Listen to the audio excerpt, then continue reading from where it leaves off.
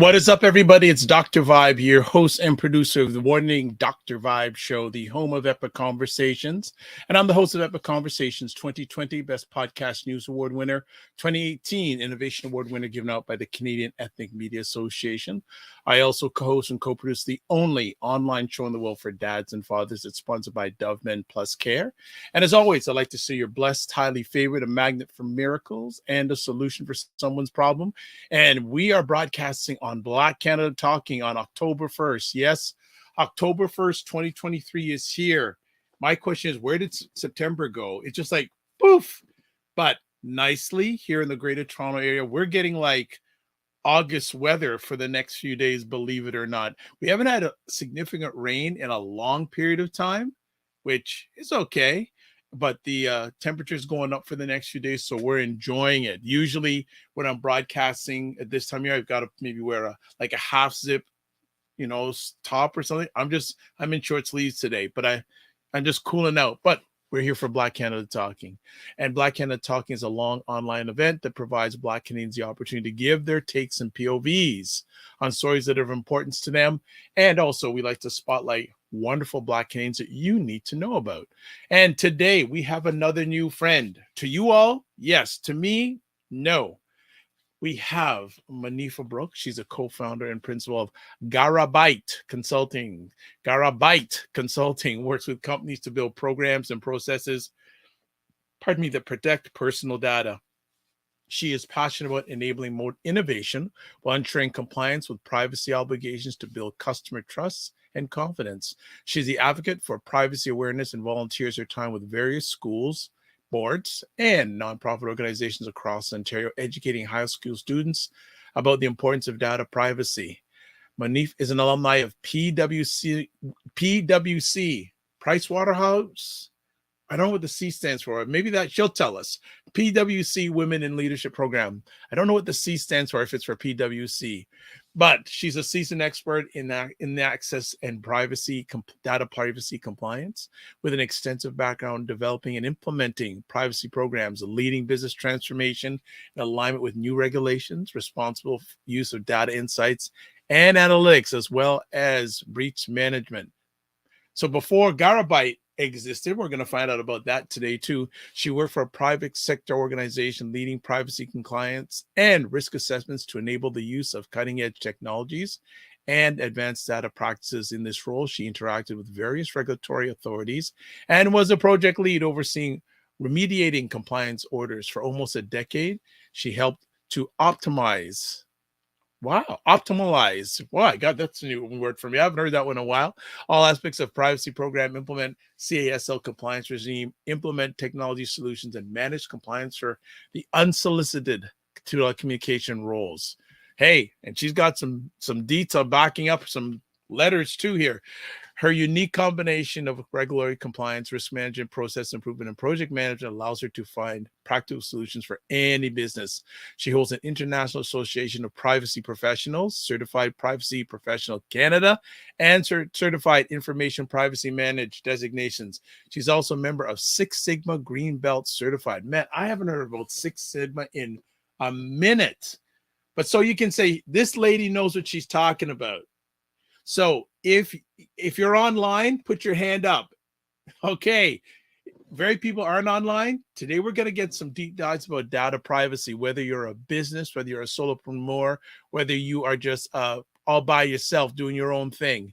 So let us bring up to the digital stage, Ms. Monifa Brooks. What's going on? Happy Sunday, and thank you so much for having me online with you today, Dr. Vibe. Fantastic. And I see there are people already here. Did you bring people with you? I did. I'm hoping my brother is one of the people. Well, you know what?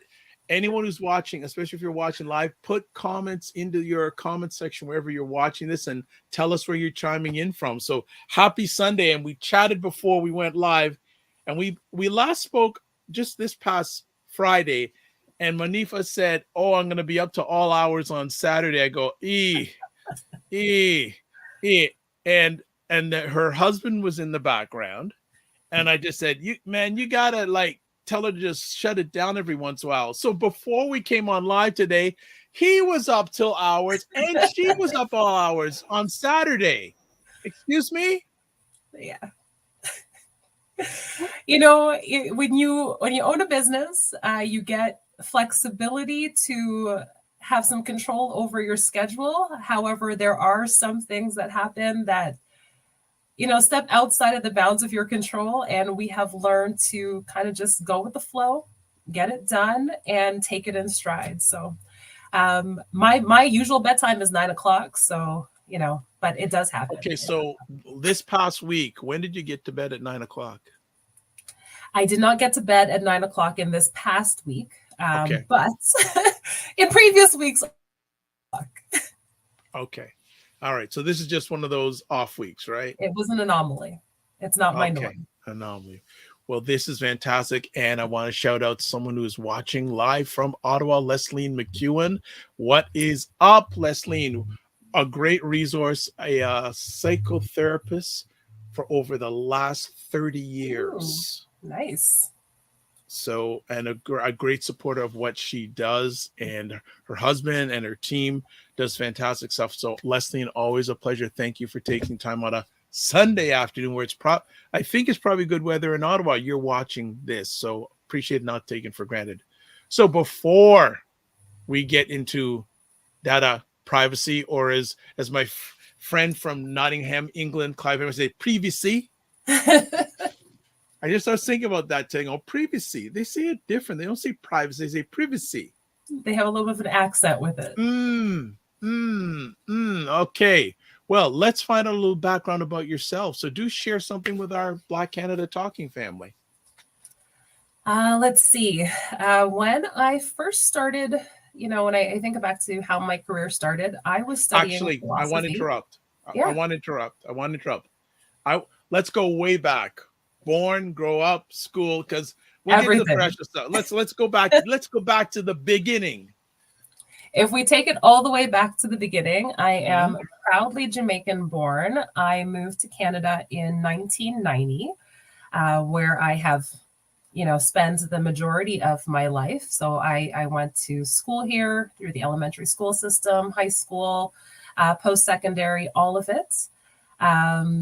You know, for me, Jamaica will always be home. And I always say that clearly I wasn't conceived in cold temperatures, because me and the cold do not agree. It is not my time of year at all when the leaves start to change and the snow starts hitting the ground. But outside of that, I absolutely love the country that we are currently in. I think, you know, the opportunities that it's provided for myself and my family have been fantastic.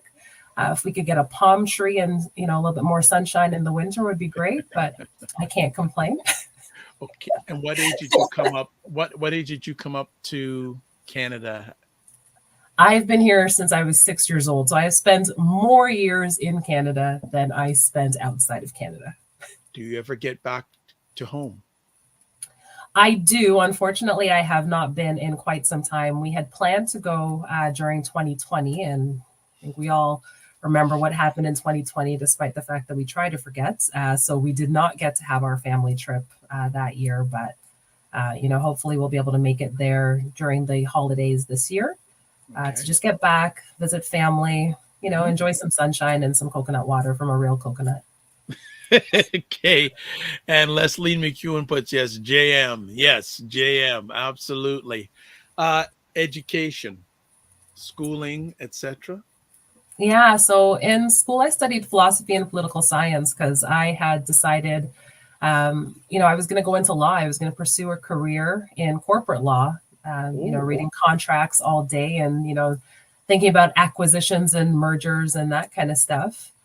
And my career journey took me on a different path. I ended up getting into people management and then moving into the HR space doing recruitment. And that ended up taking me into a space where I was working in process improvements, which then brought me to a space where I was working in regulatory compliance.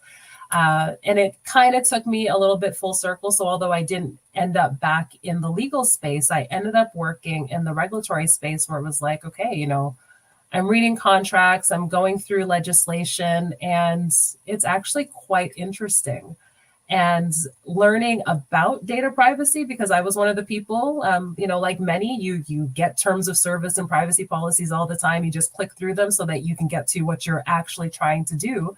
But then learning about it in the context from a work perspective and actually having to create some of these policies and procedures, I was like, this is actually some pretty interesting stuff. I like it. It's interesting to understand just what can happen with data and the importance that, companies need to protect the data that they're entrusted with. Because things can go incredibly right, but things can also go incredibly wrong. So it just ended up being a really interesting space that I loved and decided I never wanted to leave. It sounds like this was a natural progression for you. It was. And it's interesting because although, like I said, my career has taken me kind of all over the place. For me, everything has kind of just built one thing on top of the other, and has just allowed me to gather all kinds of skills that I find that I'm using now on a daily basis, owning my own company. Having project management experience and process improvement experience has really been a benefit when you think about how you grow a company and things on track in terms of managing different clients and different objectives and deliverables and due dates. So, even if you think about experience doing recruitments, I'm not at a stage yet where I'm necessarily concerned about hiring, but those are also skills that you're going to need when you think about how you're growing your company and, who you want to work with and how you're going to acquire the team that you want to work with and build that team and coach them and develop them. So everything has just been a natural flow, nothing before its time. My business partner and I, when we initially started talking about doing a business together, we had already worked together for about 7 years, which for me has been a huge benefit because during that time where we were working together, we already kind of, I think, went through the growing pains of that partnership type relationship. So now that we have stepped out on our own and have our own business, we have a relationship built on trust where we work so well together. We know each other's strengths, each other's areas of opportunity. We're comfortable backing each other up and, being that support for each other, which I think has been, just huge in terms of making us comfortable, even wanting to own a business and take that step, because not going to lie, it was very scary. The idea of, leaving the certainty of, your biweekly paycheck with any company to say, okay, yeah, we're going to go and do our own thing, not knowing if you're going to have any clients at all, right? That was scary, but being able to do that with a business partner that you trust and you feel comfortable with has been huge for me. Okay, fantastic. So family, we had some things we wanted to chat about, but there's just more later layers now that have just been added in regards to this. So because there's now an entrepreneurial aspect that I want to get from your lens also. But first things first, what is the definition from your lens of data privacy? So when I think about data privacy, it's the right to have some control over how your personal information is collected and used. Data privacy focuses on the use of the information and how it's being processed. Things like putting policies and procedures in place to ensure that everything is being collected, shared, and used in appropriate ways that the consumer or the individual would expect. It's a space that I find often gets confused with security. So whereas data security is more focused on malicious attacks and hacking and the exploitation of stolen information, data privacy is all the layers around that make sure that you have proper governance in place. So you need the security, obviously, because you have to make sure that people aren't stealing your digital information. But the data privacy extends beyond the digital space because a company can have a breach of personal information that has nothing to do with digital data. Like somebody could walk into an organization and walk out with a bunch of paper files as an example, right? That would be an issue from a data privacy perspective and not a security perspective. Not a cybersecurity perspective anyways. So from what you said, and correct me if I'm wrong, it sounds like security is more defensive and data privacy is more on the offense. You're taking initiative. Absolutely. Absolutely. And that's probably Wow. like the best way of describing it. I love that analogy. It's doing all the Wow. proactive measures Wow. to make sure that you've got a strategy in place. I'm for hire. No, sorry. Yes. Next call. You need people to explain it to you. Offensive and defensive. Oh, wow. Yes. I love that. I'm very humbled. Well, I'm sure you'll watch this on the rewind. I got to take that out and use it in my next presentation. I'm already making a note. All right. It's all good. It's all good. Then let me ask, what was your first? Well, see, this is interesting. Okay. What was your first step in the journey in the world of data privacy? Was it on your own or was it with the company you formerly were with? It was actually through my previous employer. Okay. So, and this is even before I had joined the regulatory space. At the time, I was doing, I had taken on a management role in the Office of the President, supporting regulatory complaints. So these are consumers who had either gone to the Better Business Bureau, the CRTC, wow. the of the Privacy Commissioner, you name it, to complain about something that the organization had done. So my job was to support the team that was working with the investigators to make sure that either we corrected the issue or we explained why we weren't in the wrong and brought things and brought a peaceful resolution to the complaint. So that was kind of like my first experience with it. And in fairness, when I had taken on that role, I think it was like within the first week of that job, someone was saying something to me about PIPEDA. And I was so confused. I ended up having to Google it later. And of course, that's when I learned that, well, PIPEDA is what is our federal privacy regulation here in Canada. And I was like, okay, so I clearly need to learn about this because I've now disregarded way too many privacy policies. And this is going to be a huge part of my portfolio. So I need to learn what on earth is going on in that space. Okay. All right. That's fantastic. And for those who want to get in touch with Monifa, there are some ways: website, LinkedIn, email. So we'll get to that. Then, and now I want to jump a little back into the entrepreneurial thing. Making that decision to become an entrepreneur in this space. Can you give us a little background as you can look back to that moment or moments? Yeah, it's interesting because the conversations, I will say, definitely started during the pandemic, where it was just kind of like, I know that working in data privacy is what I want to do. I knew I no longer wanted to do it at the company I was with, but I knew I wanted to continue working in data privacy. And it was just trying to figure out, okay, do I leave this company, go to a different company? Is it really going to be that different in terms of, what are you actually working on and providing me the breadth of exposure that I wanted from a privacy perspective?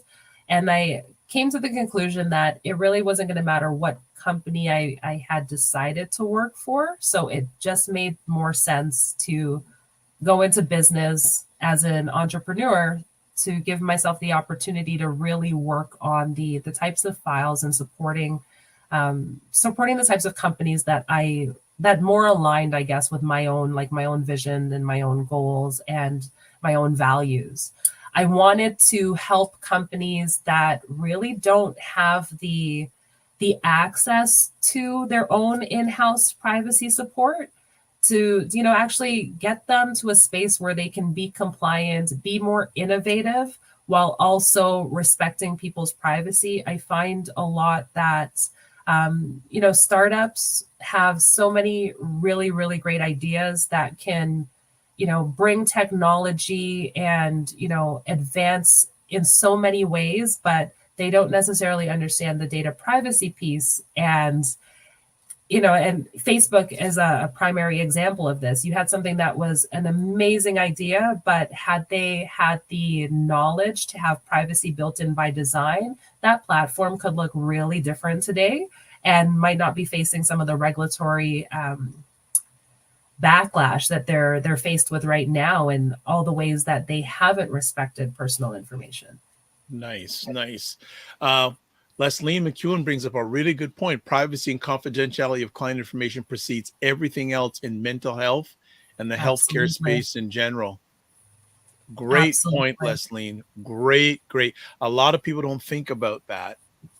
Very, very important point. Thank you. We have such wonderful people watching the conversation. And I Uh, love that she's aware of the fact that, we on a global scale, there are so many great privacy regulations specific to healthcare to make sure that we're protecting, some of the most sensitive information that's out there. nice. Go back to the decision when you said it's time to bust it on my own. How was that? Share us with us. Yeah, Susie and I had started the conversations, and then it was like, okay, no, we're doing this. So now it's just a matter of the when. And, I think for both of us, we really just started to take a look at what are the things that what do we value? We value our family time. We value the ability to have balance. We value the ability to, help companies that we better align with. So the time is now, realistically, because the other option is staying in an organization that you don't necessarily align with. And if you don't act in the now, like you're gonna be stuck, and you're never going to make that leap. So you've got to make the leap. And like I said, I mean, it was scary, especially because my husband and I actually decided to both be entrepreneurs, like at the same time. So it's like, okay, so you don't have company benefits anymore, and we've got children. So, and we've got a daughter with braces. So it's like, like you really got to like take all these things into consideration. But at the same time, I just knew it was what made the most sense for us as individuals, but just also in terms of, what's the legacy I want to leave for my kids. I want to be able to show them that, yes, I'm putting in that time, but I also now have the ability to balance it and be there for your volleyball games, as an example. My son did track and field. So like my son's in post-secondary now, but he did track and field in elementary school. And it was really only this year that I realized I have never gotten to see him do any track and field in his entire elementary school, because I was always at work, and I commute, like I live outside of the city. So I would do the commute into the city for work, do that commute back. You're looking at about an hour and a half each way. So you end up missing out on a lot of things. Whereas now, like, I can be at everything for the kids, but also still have a career, earn a living, and work in a space that I'm actually passionate about and I enjoy. So, for me, although it was scary, it ended up really being a no-brainer, and one that I wouldn't trade for the world, because I now actually get to participate in all the things that, I've always wanted to, and never realized just how much of it I guess I was missing, because you don't know what you don't know. If I say okay, I'm going to give you a term, and I'm going to ask you, if you can, how would you answer it 5 years ago, and how would you answer it now? Okay? Yeah. I'm going to give you this term, quality of life. 5 years ago. Yeah. So if I'm being honest with myself, 5 years ago, we're thinking pre-pandemic, I don't think I would have thought my quality of life wasn't good. I've had this conversation with a girlfriend recently. We were talking about the fact that, pre-pandemic, you were just like on the go, like all the time. So again, you're doing that commute to get into work. You're spending that hour and a half back sitting in traffic. Then it's like you get home, it's already like 7, sometimes maybe even 8 o'clock. Now you got to think about, okay, who's eating what, and, what homework do I need to check? What forms do I need to sign? You were just kind of going on autopilot. Somehow everything was getting done. But at the same time, nothing was getting done outside of work, I guess. So I mean, but in that time, I don't think I would have necessarily thought that my quality of life wasn't good. If you had asked me 5 years ago, I probably would have said I was executing on all cylinders because I was still somehow managing to get it done.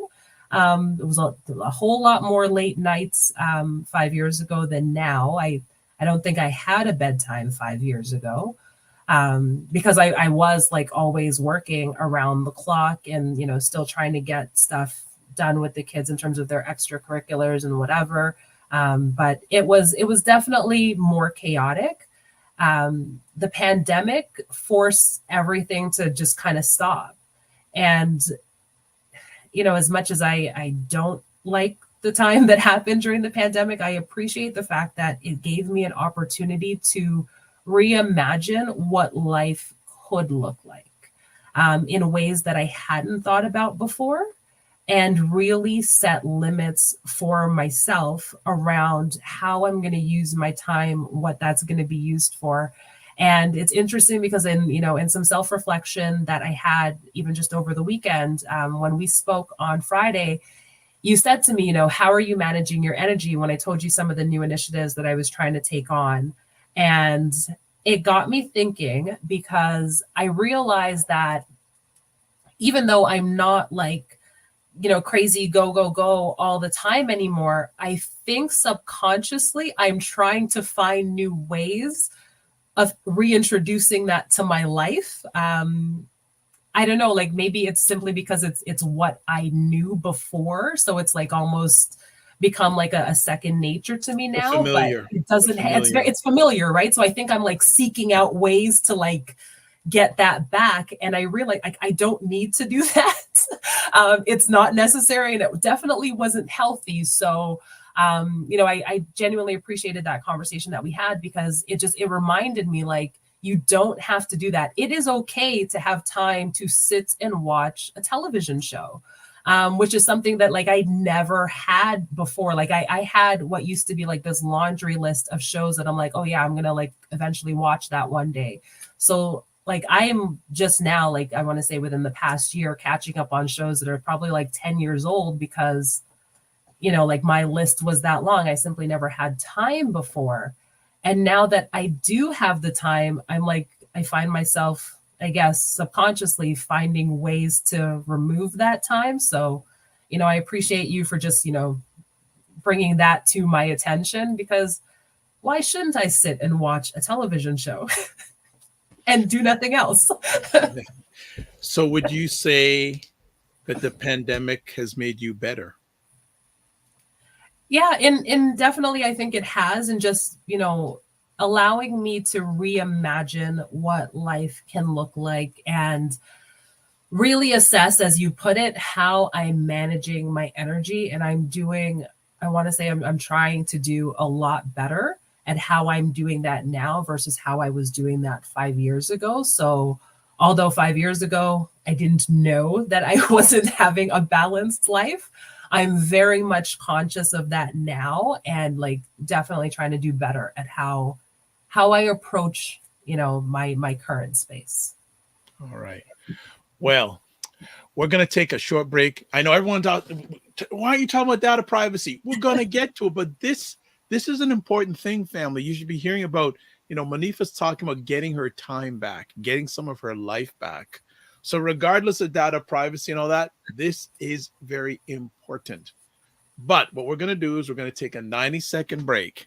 When we come back on the other side of the break, we are going to talk about data privacy. That's what you're here for. I know. I'm going to ask Monifa some things like compare the profession now to when she first got into it. What are some best practices when it comes to the world of data privacy, and also diversity in the profession? Because I am very curious to hear about diversity in this profession. But we're going to take a 90-second break. Keep it locked. Go get your water, go to the bathroom, cook, whatever. We'll be right back. Hold tight. You know, and that's what I feel like. You feel like you're the Harriet Tubman of the mind. I am. I feel like I'm I'm one of the Harriet Tubmans of intelligent Black people. Like I want to liberate y'all from like being left behind and ignored and oblivion. No, really, the rappers get all the attention. You know, seriously, does anybody else feel this way? Like ignorant Black people they'll be all up, getting all the headlines on the Shade Room, overly and sexualized Black over folks. like the twerkers and the just people that don't always represent the best of us. The diversity.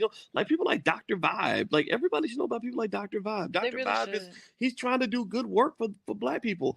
Dr. Vibe from Toronto. Good to see you, my brother. Dr. Vibe. Everybody follow Dr. Vibe. He has a great show. He's very good at what he does, and I have a lot of respect for him. Okay, so let me hop into this. What's up, Dr. Vibe? How you doing? Everybody, if you see Dr. Vibe in the chat, everybody go follow the Dr. Vibe show. Dr. Vibe is a real smart brother and a good human being. I like the guy a lot, and he's very intelligent. And I think everyone should pay attention to what he's got going on. We got to shine the spotlight on the intelligent Black people out here that are really doing the good work. Don't just pay attention to the rappers and the celebrities. A lot of these people are losers. Your true winners are your people in your community that are really having your back. Helping us to have stronger families and a stronger community. So Dr. Vibe is in that category. So you might see the Dr. Vibe show in this chat. If you see him, please go follow him. Okay. All right. So anyway. Hey, we are back, and we're talking about data privacy, or if you're in England, data privacy with Monifa Brooks. Before we get back to things, a few things. If you haven't, please subscribe to the Dr. Vibe show on YouTube and hit the notification button so you get notified of epic conversations like this. Also follow the Dr. Vibe show on Facebook, LinkedIn, and Instagram. Also, to advertise your business, product, or service on any of the platforms that I host epic conversations on, please email dr.vibe at the drvibeshow.com. Let's get back to the star of the show. Star of the show. So, data privacy. How has the world of data privacy changed from the time you first put your lovely toe into it, now when you have both feet and all body into it? I'd say the biggest change is that it went from being something that people had probably never heard of, never thought of, to being something that is like on the top of mind for so many people right now. When we think about just how much technology has changed and, really become embedded in our lives, the internet and all the advances, personal information is collected, used, shared, and transferred, whether we're conscious of it or not. And it has really started to be a part of day-to-day conversation. So I'd probably say that's the biggest change. If we think back to, as just an example, like when Facebook first launched, like I had mentioned before, no one was thinking about privacy and protecting personal information at that time, which is why there really weren't that many regulations that were speaking to how information can be shared and collected and when and from whom. And, like what age do you really need to be before you can, consent to having your information shared in that way? No one was thinking about that back then. And then 2015 happens and we've got the Cambridge Analytica scandal when, we find out that, they were doing all these things with information and it was being used in ways that were, just being used and collected and put together with other details about you that could influence you then based on knowing certain things about you and making sure that certain things were presented to you to get you to act or respond in a particular way. Had people been thinking about data privacy at the start of all of that, we could have avoided it. But again, it just wasn't a conversation that people were thinking about because no one had ever really given any thought to what were those implications, right? So following all of that, of course, the GDPR in 2018, that's when Europe enacted their, what we now consider modern privacy regulations that had a more consumer or individual focus, really now talking about consent and also significant fines, right? So if I think about what else has changed, it's that the regulations now are moving more towards the individual as opposed to the company and the organization. And the fines for non-compliance are more significant than they've ever been. Canada still doesn't actually have fines for non-compliance with privacy regulations, although we do have fines for breach management. They're nothing in comparison to what's happening in the GDPR. And even Quebec, they've introduced Law 25, which has modernized their privacy regulations. They've also introduced significant fines. And something that's also interesting to note for Quebec is that unlike the federal regulations for Canada that focuses specifically on commercial activity and companies that engage in commercial activity, in Quebec, they've cast a much wider net, and it simply applies to all organizations, including not-for-profit, if you are processing, collecting, or communicating personal information of a Quebec resident. So when we think about what are those changes, I'd say it's the fact that the laws are trying to be more focused on the individual. They have introduced significant fines and penalties for companies who are not respecting privacy, which hopefully will make companies take a second look at what are they doing and how are they actually protecting the individual as opposed to just looking out for the bottom line. We could stay on for 3 hours, but I know you got a family. So, well, hopefully there'll be a part 2, but I have a question. You brought up so much here, but I just want to pick out something. Why does it seem from my lens that Europe is more progressive on data privacy than North America? Am I thinking wrong there? I definitely don't say that you're thinking wrong. They have been a leader in the space, right? Because again, they came out with their regulations in 2018. If I look at what's happening in Canada, so this was before the last federal election. We had Bill C-11 on the table, which was the Liberals' first attempt at modernizing our privacy regulations. And then because of the election, that died. It didn't go anywhere. And then, of course, the Liberals were in power again. So they introduced Bill C-27, which is slowly working its way through our legislative process. So we may, we'll knock on wood and hope that another election doesn't come and cancel that out. But we may see more modern privacy regulations here in Canada at some point. If I look at what's happening in the US, a lot of different states have put out their own version of modernized privacy regulations, like California as a huge example.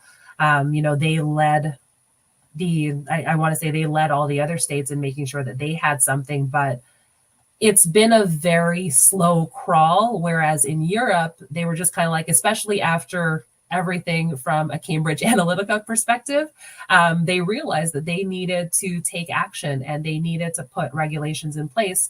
And not only have they been doing that, but they've also really started taking a look at enforcement. So they're going after the Googles of the world and the Facebooks of the world. They're looking at with major fines. Right, major fines. And they're saying, you can't do this. You cannot operate in this way. And this is not how you can use the information that you're collecting from our residents. So they're definitely leading in this space. But I want to say that because of them, so many other countries around the world have started putting in place their own privacy regulations that are very much GDPR-like.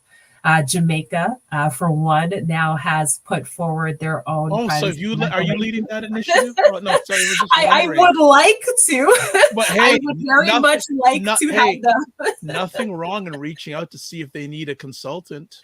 Right, I would very much love to participate in that space, but they, for one, they've moved forward with their own privacy regulations. See, family, she's not listening to me. I'm going to push her to do that, because you never know. You never know, but that's also true. You never know, but yes, but so many countries have really started putting out regulations now because they understand that we need to protect the information of our citizens, right? We actually need to think about how their information is being collected and how it's being used or misused for that matter. Especially when you think about information of children that's being collected. As an example that I'll put out there, a lot of people use WhatsApp. Frankly, a lot of people just download all kinds of apps Can I be honest here? I'm not a big fan of WhatsApp for one major reason. I get so much junk on it. Yes. And like people who share stuff with me that I never joined. You and I are not contacts, so and I get all this stuff, and it clogs up my phone. So that's actually what I was going to speak to, is like the contact perspective. So if you download WhatsApp, WhatsApp wants access to your entire contact list. Even if, like, so let's just say you use your phone for work and personal, and maybe you want to join just for some people in your personal contacts. You don't get to select which contacts they will have access to in the context of who you're going to use that platform for. They want access to your full contact list. And again, like, when you think about the why, what are they using that information for? Why are they collecting it? Why is it being stored in their database? Right? Think about all the apps that you use in general when you are downloading and they're asking you for permission to your microphone, as an example. Are they going to be listening to you all the time? Like, how many times have you... that all the time, only this time, or not at all? Yes. Absolutely. Yes. Think about it. I mean, have you ever had, maybe Instagram or something open, and maybe as you're scrolling through, you're talking to friends about a shirt or a show or something like that, and now you start seeing those ads everywhere you go. And it's most likely because you have the microphone turned on, and at some point the app was listening to you, and then it's processed your information to figure out how it could market to you. You know what? If I'm not mistaken, a few years ago, there was a big hubbub about Alexa when it first came out. Absolutely. And the mic, and like there was a big pushback on it because, and I think it's Amazon had to admit, yes, the mic is on. The mic is always passively listening, even if you had said the mic is off, right? So like that was, and this was when it had first come out, and they had to make significant changes to how it was being operated. Because again, like, what's the reasonable expectation? Me having this, and if I have selected that the mic should be off, then why are you still listening to me passively in the background, right? Like there's so many things when you think about all the technology that you have, everything that your technology knows about you, and the inferences it can make about you. There's a lot of concern. Yeah. You know what? I want you to talk a little bit about your business. We heard a little bit. What does Garabyte do? So we help companies, like I had mentioned before. So we work with mainly small to medium-sized companies that don't have their own in-house privacy team, but have a reason to be compliant. The main one that we see the most is, as a small to medium-sized company, usually they are selling services to a larger organization that may have their own specific federal or provincial regulations to comply with. So usually when these companies are onboarding through the vendor process, they're given a laundry list of things that they need to comply with. As an example, you need to have a privacy policy, you need to have a chief privacy officer, you need to have breach management protocol and a playbook. So these companies would most likely be like, oh my goodness, like, what are you talking about? And if I don't have these things, then I can't sign the contract and can't get the business. So that's where we step in, right? Like, we can actually help review your current state, get you up to speed, lay out a plan for you in terms of, okay, what do you have based on what they're asking for? What are the things that you're missing? And we can either just map out for you and let you know how you can get there if you believe it's something that you want to implement on your own, or we can actually do the work for you and get everything created, do the training, create your policies and procedures, get everybody up to speed to make sure that now, yes, you can sign your contract and actually close that deal. So that's our space. Yeah. Can you, you don't have to use company names, but can you give us any recent case studies, like from how did, or like right from the inception, did you approach a client? Did they approach you? And what you did to help them score a goal and get a win? Yeah, absolutely. So two of the examples that come to mind just based on recent. So a lot of the not-for-profit organizations that we work with, if they're here in Ontario, their obligations are kind of non-existent from a federal perspective.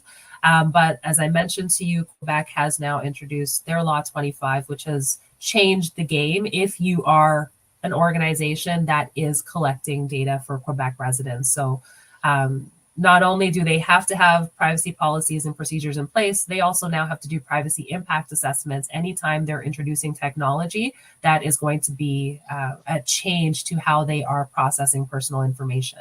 So these are all new for organizations that, again, not for profit, you've been operating in this space forever, and now you've got these new obligations.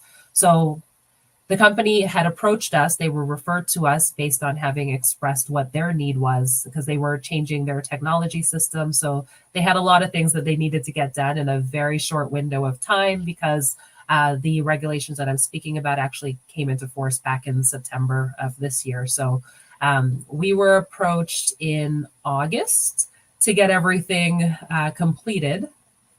Spoiler alert, it was not completed in time, because you do need more time than that in order to complete a privacy impact assessment.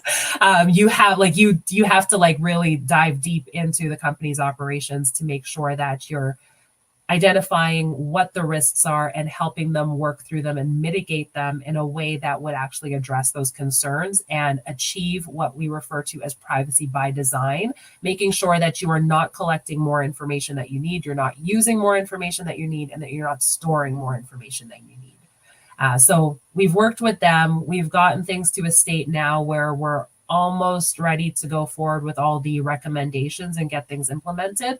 But we will be able to wrap that project up, I want to say, within the next month. So although, no, we didn't meet that September timeframe just based on, when we actually started that engagement, but we are in a space where I can say that, we'll be able to move forward and actually help them be good custodians of personal information that they're processing. Okay. Another example that I'll share with you just really quickly. This was an organization that had never processed personal information before.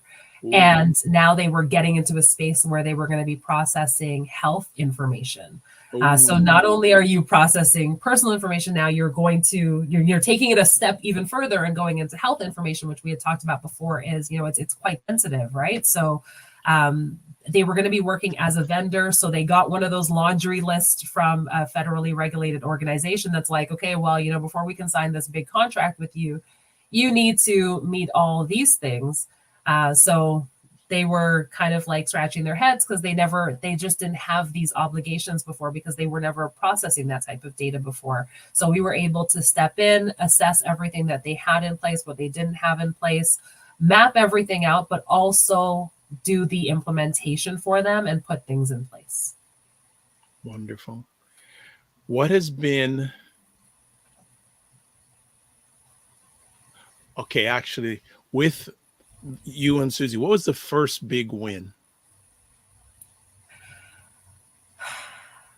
You know what? I will say our first big win was just getting the company started. Before the clients, before any of it, I would say our first big win was just taking that step to say, okay, we're done working for others. We're now going into business for ourselves, and being able to map out, what's our vision? Who are the companies we want to support? Getting our website up and running, and, starting to network for ourselves. We've attended tons of privacy conferences before as employees for another company, right? And when you're attending those conferences, it was different as an employee. So this was, our first year where we got to go as our own company and, really take part in the sessions that were of interest to us. And, learning about different things in AI. For me, truly, our first win was just being able to say yes to wanting to do business for ourselves and just jumping into it. That, for us, that was a huge win. Nice. You mentioned AI. Okay. Data privacy and AI. So see, family, we didn't discuss that time, but you just drop in there. I got to ask her about that, because you never know when you're going to get a hold of Monifa again. But what are your thoughts? AI and data privacy. Talk to our family. Artificial intelligence is here, and I think it's important that we get ahead of it. We need to embrace it, but we also need to make sure that we take the time to think about its implications and as you know, a term that I mentioned before, think about the privacy by design element. How can we make sure that, unlike, when we look at Facebook and Google, that we actually have thought leadership around what are the implications and how can we put the right controls and safeguards in place so that it doesn't go off the rails, right? We don't want to look back at this moment 20 years from now and being like, oh, well, if we had just done these things then, we wouldn't be in that space. No, we have the opportunity now, as it is being introduced and being more widely adopted, to take that time, think about what are the regulations that we need to put in place, and actually do something about it to make sure that it's a technology that serves everyone, and that actually is working to the benefit of society and the greater good, as opposed to being something that is slowly working to break things down. When we think about artificial intelligence, it isn't something that is like super genius. All it really is regurgitating the information that it's being trained on. The most important thing for me when I think about AI is, what are the data sets that are being used to train it? What's the information that's being used to train it? Do we have proper data quality? Are we making sure that it isn't being trained on bias? Think about like facial recognition technology, for instance. If you can't recognize a face that is of a different color, that means your technology is biased. Your data sets that it was being trained on are incorrect and not reflective of the world around us. So it's important that we take this time to really think about, what are we doing? Have we actually looked and checked for bias? Do we have all the right people at the table participating in the conversations to make sure that we have the right safeguards and things in place? If we don't have those things, then we're going to end up and repeat the same failures that we did when we think about some of those other advances in technology and just what those shifts are. So we have that opportunity now. And, like you mentioned before, Europe, again, definitely at the forefront and trying to make sure that they're getting their heads wrapped around this and addressing the issues up front. So good on them. Excellent. Would be wrong if I didn't ask about diversity in your profession. You laugh, you're smiling. So let's put some words to that smile. Talk to us about diversity in the area of the world of data privacy. So specifically in the Canadian context, I can say, if I think like, 5 years ago, even, you'd go to a conference, you're not going to see that much in terms of representation. During 2020, I think a lot of companies in North America started to put more focus on inclusion and diversity and trying to have more representation and participation. So although a lot of companies, I think, are doing a great job in terms of the talk part, but what I have seen in the space is that it still lacks participation. Again, when I look specifically within the Canadian context, but people also can't participate in a space that they're not aware of. And again, I stumbled upon this, right? It's not something that I was like, oh yeah, I'm going to school for data privacy. No, I stumbled upon data privacy and then realized, okay, I actually like it and this is where I want to work. But you can't work in a space that you don't know about. So something that I had started doing during the pandemic was just speaking at different high schools and talking about what I do for a living and why I enjoy working in the space that I work in, because it could spark something in somebody that's like, oh, hey, you know what? That's actually kind of interesting. And that's what I want to do. And that's how you start to change what that landscape looks like, is just by making sure that people at least have awareness. Because again, you can't participate in a space that you just don't know exists. You can't fake it till you make it, right? Especially when it comes to data. All right. Let me ask, as we begin to wind down the conversation, can you suggest some best practices for individuals and companies when it comes to your world or our world of data privacy? Because interesting, and people now more and more, if you go to a website, they talk about cookies. Yes. And you have a choice of what can be used. And even to, for example, when an Android or an iOS update their system, do you agree with the terms and conditions? How many people actually read the terms and conditions? Probably nobody outside of the space, to be honest with you, or at least most people just they just want to download and move on. They want to right? get on. Yeah, they want to move on. Yeah, they're not really thinking about, okay, do you actually need access to this? Do you need access to all of the pictures in my library, or do you just need access to some of the pictures in my library? Do you really need access to my microphone? Tim Hortons is a really great example of this. They got in trouble. Didn't they also have a data breach in the last year or so too? Well, they did, but they also had a situation where they were misusing location data. So they said that they were only using location data while you were using the app, but it really turned out that they were collecting your location data all the time because they wanted to know, how often did you pass a Tim Hortons? Did you happen to pass a Tim Hortons today and go to a Starbucks? They misused your information and also misled people about how their information was being used, right? So there's a lot that's happening there. But if I'm saying, what are the tips and things that I would recommend for individuals? Passwords. Please stop using the same password for everything. I want you to really think about how are you protecting your online banking. If your online banking password is the same password that you're using for Instagram, no, wrong. Stop it. Do not do this. Do not use the same password for everything. Also think about password hygiene. Don't have your children's name as your password, as an example, or your dog's name. Think about even the things that you share on social media. If your password is going to be your mother's maiden name, then don't have your mother's business all on your social media account so that somebody could very much just go and look you up, find out what are the things that you're posting on. Oh, okay, your dog's name is Bingo. Okay, now I'm going to start using all these things to figure out your password. So just think about genuine password hygiene, not reusing the same passwords. I'm not saying it has to be using 26 different characters, but just really give some thought to how are you choosing your passwords. Don't recycle the same ones over and over again. Because with the way things are interconnected in terms of your email, your online banking, your telecommunications services, all the different apps on your phone, you want to make sure that you are putting some types of safeguards in place. And that goes the same thing for companies as well, right? Think about all the data that you're collecting when it comes to your customer base, regardless of when if we're thinking about personal information or not. Just think about the data in general that you have. One of the best ways that you can protect that is just through proper password hygiene. Think about how you're sharing information as well. Do you have password protection on files?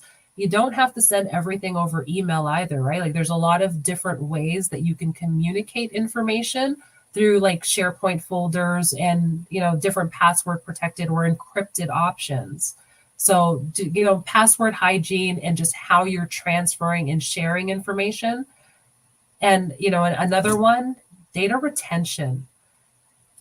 You don't need to keep everything forever. Really have a deep dive look at what's the information that you actually need to retain. Why do you need to retain it? And how long do you actually have to retain it for? There are certain sets of information that you have to retain for legal purposes or tax purposes, or to follow up with a customer to fulfill an order or something like that. But when it becomes stale information, frankly, it no longer has any value to you as a business owner. But in addition, it also makes you a sitting duck for cyber attacks and other types of breaches, right? So the best practice really would be to get rid of information that no longer serves a purpose. And this goes even in your personal lives. I have family members that have tons and tons and tons of invoices that, they've received as paper statements just lying around the house from 15 years ago. You paid that bill already, okay? There's no reason why you still have that information. And that's information that, heaven forbid, if somebody had broken into your home, they now have a lot of information that they could use to impersonate you and actually get access to your bank accounts and things like that, right? So you have to start thinking in these ways in terms of how can you protect yourself, or how can you protect your company? And those, I would say, are probably the top hits that I can give you in terms of how do you keep information safe. When you engage with clients initially and they give you basically where they're at when it comes to data privacy, do you see some common uh-ohs when you're chatting with companies, and what are they? The biggest one that I'd say I see from big company to small company is going to be that data retention. I actually know two. It's going to be data retention and access controls. And it's regardless of whether you're a small company or a large company, you really need to think about who has access to the information and do they need it. If it's not necessary for them to have access to it, then you need to set up systems that ensure that the only people who have access to that information are the people who actually need to know that information. And then from a retention perspective, like I said, if you no longer need it, in the example that I'll give you, a lot of companies will ask for information like your driver's license or a passport in order to do like a credit verification to sign up for telecommunication services. So once you've passed the credit check, they don't need to actually retain your driver's license information or your passport information in their system anymore, because the original reason for its collection was to make sure that you met the credit requirements. Once the credit requirements have been met, there's no purpose for retaining it anymore, even if it's an encrypted format. So it should be deleted. However, most companies tend to hold on to that information because they want to use it for a secondary purpose, as an example. But again, that leaves you open to a space where that information can be misused. And from an access control perspective, if you don't have the right level of controls around who can have access to that data, one of the biggest challenges that companies face is that no matter how much you invest from a cybersecurity perspective, if so much as one person clicks on a malicious email or a phishing attack that, allows something into your organization and into your network space that shouldn't be in your network space, because of the access controls that you have, now that malicious actor or that malicious software can have access to data that, you'd rather not have out there. And if you're hanging on to data that is 20, 30 years old, you've now also just further compromised the company and the individuals who had entrusted you with their data in the first place. It goes down a huge spiral. It's like a slippery slope. And as you're sharing there, I have an idea, suggestion for you, but I'm not going to talk about it live here. We're going to talk about it after we chat. I think this is really, really good stuff.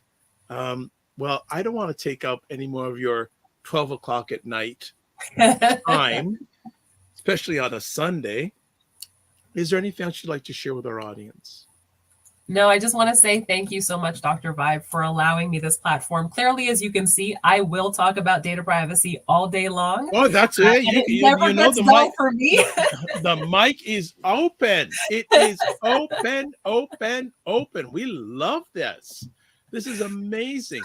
What is the next vision for Garabyte?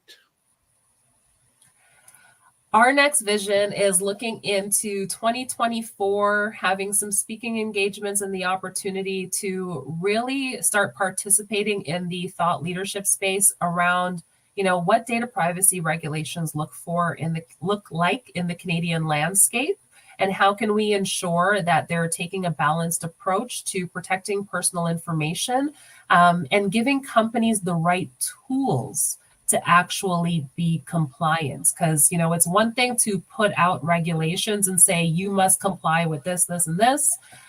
We know that small and medium organizations are the ones who tend not to have all the finances in place to meet some of these expectations from a technology standpoint, right? So how can we ensure that they're not the ones who end up bearing the brunt of that? Because then again, it's us as the individuals who are consuming these products and services who will either face that. And not only that, those small and okay. medium companies, when they get hacked or attacked, they're the least ones who can afford either to pay for it or sustainability wise. Absolutely, right? So if we think about where, you know, what kind of economy we want to build here in Canada, it's important that we think about what do those conversations look like? How are we making sure that we're getting the right voices at the table, that they also understand what some of these changes will mean for them so that we can tackle any unintended consequences up front to make sure that the regulations that move forward reflect, you know, truly what we want for all individuals. Wonderful. You knocked it out of the park. I knew you would. I knew you would. Leslie McEwen, great information, very helpful. You stayed for the whole thing, Leslie? Yes. I love it. I love it. Leslie, if you want to get in contact with this wonderful Black woman, Black mother, yeah, that a privacy expert, I can make that happen. I think because she is very much involved in that health space, and she could probably, yeah, I think you two should meet. But I'll leave that to Leslie. You can reach out, Leslie. You know how to get a hold of me. I would love to see that happen. I think it'd be a very interesting conversation. Well, gonna let you go to you and your family and your partner's family. Make sure, well, continued success, past, present, and future. And you know what I'm going to finish off with, right? Absolutely. What am I going to finish off with? Manage your time and your energy. And give yourself grace. Always. Thank you so much. We'll see you again. Take care, be well, keep the faith, and as we would say, walk good. Thank you so much. Take care. All right, family. Wasn't that an epic conversation?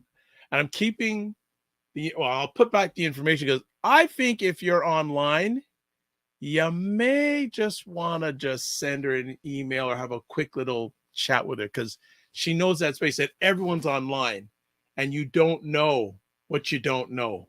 Or as I say, the more you know, the more you need to know, especially when it comes to, because most of us have no idea. Like where'd my phone go? There it goes. There it is. We just have this thing, we use it, and we don't think about the ramifications, who's watching, who's listening, etc., etc. So definitely touch base. All right. Well, I want to thank everyone who listened to this conversation live on the replay. It's appreciated, not taken for granted. You can catch replays of this epic conversation on YouTube, Facebook, and LinkedIn, The Dr. Vibe Show, or my website, it is the drvibeshow.com. So a few other things of house cleaning here. Again, subscribe to the Dr. Vibe Show on YouTube and hit the notification button so you get notified. Also, like the Dr. Vibe Show on Facebook, YouTube, and Instagram. And tell people about it, family. Tell people about it. We want people to know about this. You see what kind of great individuals we bring to the platform? Not only are they great, they're smart, they're funny, they're witty, but they're sharing things to help you be better. All right? So let's close it off here. Live your life as a dream. If you can dream it, you can make it. Sometimes you have to get small to get stronger. Block assumptions and aim bigger, aim better, aim higher, aim wider. Love, faith, and respect. And don't just manage your time, manage your energy, and make sure you give yourselves grace. God bless. Peace well. Keep the faith and walk good.